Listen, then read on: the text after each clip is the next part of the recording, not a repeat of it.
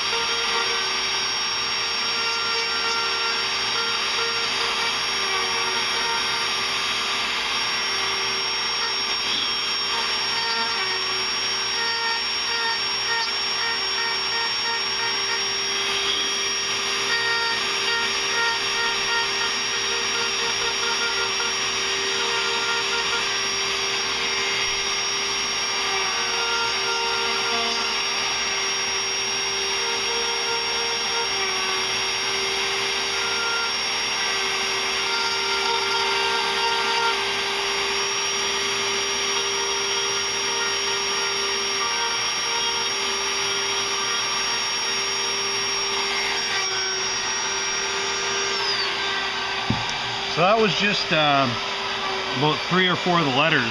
I got that whole sign to do. And the problem with that is that